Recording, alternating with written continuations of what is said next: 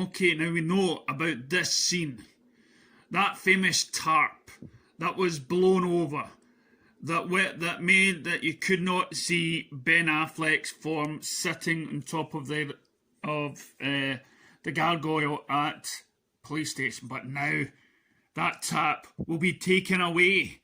But that famous tarp will always be remembered as the Joss Whedon cut, as the idea that Joss Whedon has no idea how to shoot a film. So we also found out recently that Wonder Woman movie 84 is going to be 2 hours and 30 minutes long. 2 hours and 30 minutes. Gone are the days when Warner Brothers believed that a film should only be 2 hours long because they're greedy. So now that they realise, and it's great news for fans and directors, that we can actually see these films and what it was potentially meant to be without taking what could have been the heart and soul of the movie. Warner Brothers, my friends, has definitely learned a lesson when it comes to the length time of a movie. It should be down to the director how long it should be done. Or even because we now are going to have Zack Snyders' film for 4 hours, and it's probably going to do more better than any other film that's out there at the present. Now, how much has this taken off? Well, in a recent article by Forbes, Zack Snyder's Justice League could be a boon for Warner Media, HBO Max for years to come. Right? Zack Snyder's Justice League might only be a year away, but the potential for the franchise goes much deeper. Coming off its debut trailer during DC fandom, fans around the world finally got their first formal look at the project they've been fighting for. The trailer for the HBO Max miniseries dominated social media as fans celebrated the achievement of its impending release. It seems clear from that moment AT&T and Warner Media agreed to release the Snyder Cut in November 2019. They set themselves up for a major win. The numbers behind 2017's Justice League paint an important picture as why AT&T could strike gold with the Snyder Cut. After the release of Batman v Superman Dawn of Justice underperformed critically, Warner Brothers responded with mandates to make the sequel more appealing to a wider audience. Let's retract to what I just said earlier. It was because you took the heart and soul out of the movie by making it only 2 hours. You should have released the Ultimate Edition. Now, this included a strict 2 hour mandate, yes, and a focus on a lighter tone after completing principal photography on Justice League. Zack Snyder departed from the project, and we're going to go on this thing about his daughter again, even though that may be one of the many reasons, but you should always state that he was forced out by the studio, and that people behind the lines were trying to usher him out. And WB doubled down and hired Avengers director Joss Whedon to turn the film into a Super Friends-style comedy, complete with mustache gifts and Henry Cavill.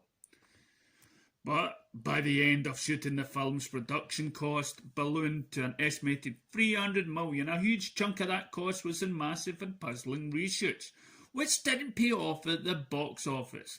The film fizzled, only earning $658 million worldwide, less than both its Snyder-directed predecessors, Man of Steel and BVS. Since then, fans have clamouring for the Snyder Cut, and now they're getting it. In May, Snyder formally announced that the Snyder Cut could be coming out as Zack Snyder's Justice League HBO Man of Steel screening. The miniseries would house absolutely zero footage of Whedon's work. The Justice League project will be pure Zack Snyder, with the director driving the point home during the fan-driven Justice Con event that there will be no chance on earth that I will use a shot prior or after I left the movie. I would destroy the movie. I would set it on fire before I would use a single frame that I did not photograph. That is a fucking hard fact. And a report by the Hollywood Reporter, after that announcement, the Snyder Cut, HBO Max sources placed the cost to finish FX, the cut would be like 20 million to 30 million range. In an interview with the media podcast in May, former Warner Media chairman Bob Greenblatt commented that the budget for Zack Snyders League is higher than 30 million number in reports. I'll just say I wish it was just 30 million, yada yada yada. Still, the number is far cry from the cost most modern blockbusters require to produce, which helps to explain why it's already a win for AT&T. To put it plainly, Warner Media would have a 300 million plus miniseries on their hands, and that the old regime at Warner Brothers had sitting in the vault collecting dust for relatively small refurbished cost of 30 million to 60 million. Coupled with that, the streaming wars, the studios are spending money like a game of Monopoly just to get the slightest edge, and HBO Max is the perfect home for the DC project.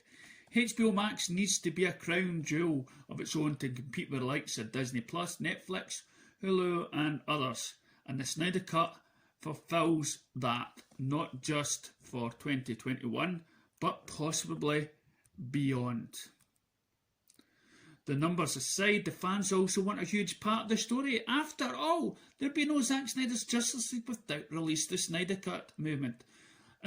From petitions to push on social media, this past November, as the 2-year anniversary of the original films trend higher, the Snyder Cut trended higher than any film in WB's history, with over 1 million tweets worldwide. They made their voices heard. Zack Snyder's Justice League will be released as a 4-part miniseries in 2021. The format is a smart choice, helping both Snyder and HBO Max as it keeps viewers engaged on the platforms, but also keeps Justice League as a topic of conversation. AT&T and Warner Media likely would not put in any investment. It was simply a one-time deal. On the contrary, if Zack Snyder's Justice League takes off as expected, there's always room for more. That yada yada yada. Having a dedicated miniseries for Snyder's vision and their co-group's characters could give HBO Max a solid edge in the streaming wars. Zack Snyder has strongly teased that his complete vision exists. Yada yada. Zack Snyder's Justice League will be out. Now, what this goes on and says that we could, for me, I'm reading this, that there is a possibility if this film does well, if we subscribe, if we make our feelings clear, then the Ben Affleck Batman movie, the Justice League Part 2 and 3 could well be on its way. And after we see it in Justice League in the streaming services, would we want Justice League 2 the same way? I would rather have it in my life than without it. So yes, if the Batfleck movie has to be on the streaming services, let's do it. Let's be big, because most people will be talking about these mini-series.